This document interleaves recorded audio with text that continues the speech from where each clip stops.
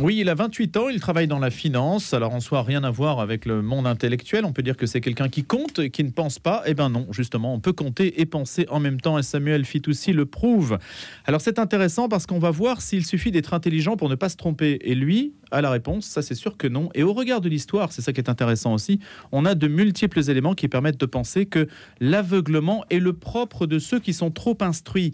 Ce qui quand même invite à réfléchir. Bonjour Samuel Fitoussi. Bonjour, merci beaucoup de m'inviter. Alors on va essayer de s'intéresser d'abord à ce mot d'intellectuel, parce que le mot intellectuel, si je lis Christophe Charles qui a écrit un ouvrage de référence sur le sujet, eh bien on remonte à Voltaire, à Rousseau, mais surtout à ceux qui se sont mobilisés pour le capitaine Dreyfus au début du XXe siècle, à la charnière des deux siècles.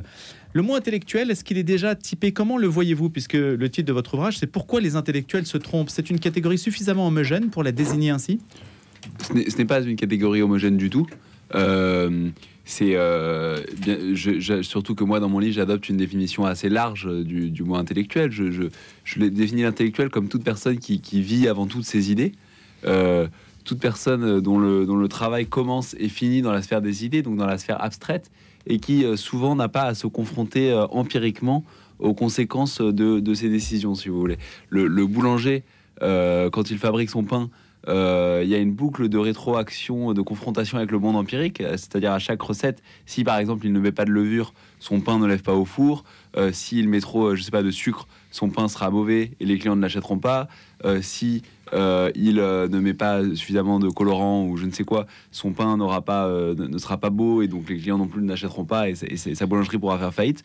Donc à chaque étape du parcours, le boulanger subit, si vous voulez, les conséquences de ses décisions. Alors que l'intellectuel, tel que je le définis, évolue dans la sphère des idées et donc ne se heurte pas directement aux conséquences de ses décisions, et donc il n'y a pas de mécanisme de sanction, et les mauvaises idées ne sont pas éliminées au contact de la confrontation avec la réalité. C'est comme ça que je définis l'intellectuel. Certains intellectuels d'ailleurs dans les années au XXe siècle se sont trompés toute leur vie sans jamais avoir la preuve empirique, la preuve concrète qu'ils se trompaient, sans jamais qu'on puisse qu'ils puissent comprendre avec certitude qu'ils se trompaient. Pourquoi? Parce que leurs idées n'étaient pas éliminées au contact de la réalité. Donc je pense que c'est pour ça que les intellectuels se trompent plus souvent que d'autres catégories de la population, quand on ne subit pas soi-même les conséquences de ses erreurs, quand on évolue dans la sphère uniquement abstraite. On a le luxe de pouvoir choisir ses idées pour leur valeur sociale, plutôt que pour leur valeur de vérité. Qui sont les intellectuels, Samuel Fitoussi, aujourd'hui? Aujourd'hui, je pense qu'on n'a plus vraiment d'intellectuels qui vendent des millions de livres et lus à travers les continents. Et pourtant, il y a toujours des idées. Oui, comme on avait au XXe siècle, Jean-Paul Sartre, Simone de Beauvoir, Raymond Aron, etc. Pourtant, évidemment, il y a encore des idées, mais maintenant, je pense que c'est un peu différent. C'est le monde universitaire produit beaucoup d'idées souvent d'ailleurs farfelues à mon sens dans les sciences sociales, mais c'est un autre sujet. Et ces universitaires-là parlent aux diplômés, à une classe de diplômés urbains qui a un pouvoir disproportionné sur la mise en place de politiques publiques. Et c'est comme ça que ça fonctionne. C'est un petit cercle, l'élite culturelle parle à un petit cercle d'élite culturelle, mais ces idées ont quand même énormément d'influence, tout simplement parce qu'aujourd'hui, les diplômés ou les surdiplômés trustent dans les institutions publiques, dans les associations subventionnées, chez les élus, etc., trustent les places qui leur permettent de façonner l'avenir de nos sociétés. Donc les idées des intellectuels et des surdiplômés ont, à mon sens, quand même toujours énormément d'influence dans nos sociétés. Aujourd'hui, Samuel Fitoussi, on regarde le XXe siècle avec un œil absolument sidéré si on considère les erreurs des intellectuels, l'aveuglement qui a été le leur par rapport à des idéologies meurtrières. Et là, c'est absolument stupéfiant, les citations que vous recensez notamment. Oui, en fait, on a tendance souvent à imputer les catastrophes du XXe siècle aux égarements du peuple, mais en fait, c'est exactement l'inverse. Même le nazisme, dans les années 30, je m'appuie notamment sur l'historien Paul Johnson, qui montre que le nazisme était particulièrement populaire sur les campus des meilleures universités allemandes. Carl Schmitt et Martin Heidegger, on le sait, avaient beaucoup de sympathie pour Hitler. À la conférence de Wannsee, où fut décidée la sinistre solution Wannsee finale. en allemand. Oui. La moitié des participants détenaient un doctorat, preuve que l'intelligence... Donc des hommes diplômés se sont assis autour surdiplômés, instruits, intelligents, se sont capables de raisonner rigoureusement, se sont assis autour d'une table et ont utilisé leur intelligence pour défendre l'élimination industrielle d'un peuple. Donc ça montre que l'intelligence ne permet pas d'accéder aux choix les plus moraux ou à la vérité. Après, vous avez même, déjà avant ça, dans les années 30, l'élite intellectuelle de gauche s'acharnait à nier, par exemple, la famine en Ukraine. Dans les années 30, il y avait une famine en Ukraine en raison précisément des politiques collectivistes adoptées par l'URSS. Et les intellectuels de gauche, notamment britanniques, s'acharnaient à nier cette famine. Orwell en parlait très bien. Il disait que l'intelligentsia de gauche avait développé une loyauté nationaliste vis-à-vis de Staline et qu'elle avait l'impression en son fort intérieur que dire du mal de l'URSS c'était une forme de blasphème. Le journaliste du New York Times pendant plusieurs années, le reporter du New York Times a expliqué qu'il n'y avait pas de famine en Ukraine et que tout allait bien. Ensuite, l'aveuglement a duré des décennies et des décennies. Dans les années 50, Sartre se rend en URSS et à son retour, il explique que l'URSS a trouvé la clé du bonheur humain, que une décennie plus tard, le niveau de vie en URSS serait 30 à 40% supérieur au niveau de vie en France. Quand un journaliste lui demande mais quand même c'est bizarre, si l'URSS est un petit paradis, comment expliquer si ces gens sont si prospères qu'on ne les voit pas faire du tourisme en Europe plus souvent, en Europe de l'Ouest? Et Sartre répond: oh, vous savez, ils sont tellement bien chez eux qu'ils n'ont pas très envie de partir. Donc Sartre a mis toute son intelligence dans la rationalisation d'absurdité, dans la défense d'idées préconçues. C'est d'ailleurs ce que lui reprochait Aron dans ses mémoires, c'est que à mesure que Sartre a adopté ces idées et qu'elles sont devenues centrales dans l'identité politique et sociale qu'il avait choisie, il est devenu incapable de se remettre en question et son immense intelligence est allée non pas dans l'examen d'un problème de façon impartiale, mais simplement dans la rationalisation a posteriori d'idées fausses, dans l'accumulation d'arguments parfois farfelus en faveur d'idées elles aussi farfelues. Donc voilà, et on pourrait continuer cette liste. On pourrait continuer la liste, elle est extrêmement longue et tout à fait éloquente quand il y a le recul du temps et de l'histoire aussi pour le mesurer, le massacre, le génocide Khmer Rouge, avec des intellectuels qui ont été formés en France, pour la plupart du temps. L'aveuglement sur le maoïsme, jusque dans les années 70. Dans les années 70, c'est Simon Leys qui publie un livre pour raconter ce qui se passe, Simon Leys le Belge, pour raconter ce qui se passe en Chine, pour montrer que l'expérience chinoise n'est pas un succès et que les morts s'accumulent. Et pourtant, Le Monde et le Nouvel Observateur le diffame, explique que Simon Leys raconte des fake news, qu'il n'a pas l'expérience de ce dont il parle. Et ce qui est très choquant avec ces erreurs, c'est qu'on peut se dire oui, mais à l'époque l'information ne circulait pas, mais en fait l'information était librement accessible, c'était un aveuglement volontaire. Je renvoie sur ça au livre de Jean-François Revel, La connaissance inutile, où Jean-François Revel met en parallèle les déclarations des plus grands intellectuels tout au long du XXe siècle et l'information qui en même temps était librement accessible si simplement on lisait, on la cherchait. Donc c'était possible de dire autre chose. Donc c'était absolument possible de dire autre chose. Beaucoup, Jean-François Revel disait autre chose, Raymond Aron disait autre chose, Simon Leys disait autre chose, George Orwell disait autre chose. Il y a des intellectuels de droite qui se trompent, Samuel Fitoussi. Bien sûr, il y a beaucoup d'intellectuels. Mon livre n'est pas, contrairement à ce que certains ont dit, un procès de la gauche. Mon livre, c'est un examen des mécanismes sociaux, psychologiques et intellectuels qui conduisent à l'erreur. Ces mécanismes sont universels et peuvent toucher tout le monde parce qu'il faut rappeler que le cerveau des gens de gauche et le cerveau des gens de droite n'est pas différent. Ce sont les mêmes cerveaux. Et donc, placer les gens de gauche et les gens de droite placés dans les mêmes situations sociales, dans les mêmes contextes, avec les mêmes incitations psychologiques, ont tous les deux, ont les uns et les autres, autant de chances de se tromper. Maintenant, empiriquement, au XXe siècle, la gauche s'est beaucoup plus trompée que la droite, et l'erreur a duré beaucoup plus longtemps, a été beaucoup plus collective.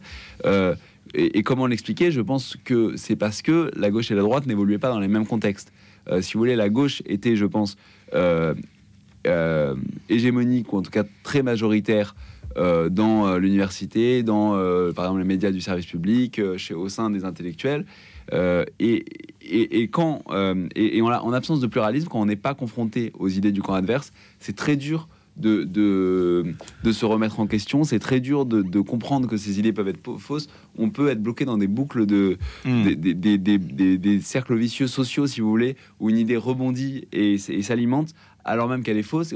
Et le fait de l'entendre très souvent nous donne l'impression qu'elle est vraie. Ça, c'est un biais cognitif dans le cerveau humain. Qui me contredit Morishi, hein, selon Montaigne. Voilà. Et donc, je pense que comme la droite a beaucoup plus été contredite, la droite a pu se tromper moins souvent. Par ailleurs, je pense que le coût social de l'erreur quand on est de gauche a été moins élevé que le coût social de l'erreur pour les intellectuels de droite, parce que quand la droite se trompe, on considère parfois qu'il s'agit que la droite révèle sa vraie nature, sa nature qui serait par essence viciée. Alors que quand la gauche se trompe, Sartre, de Beauvoir, etc., on considère, et encore aujourd'hui l'extrême gauche on considère qu'il s'agit d'un dévoiement de sa nature réelle. On considère que la gauche fait fausse route et qu'il s'agit d'une dérive regrettable qui ne remet pas en cause la pertinence du projet originel. Comme le communisme qui est en soi une bonne idée, mais qui a été mal appliqué, etc. Exactement. Donc la gauche est moins stigmatisée, à mon sens, quand elle se trompe.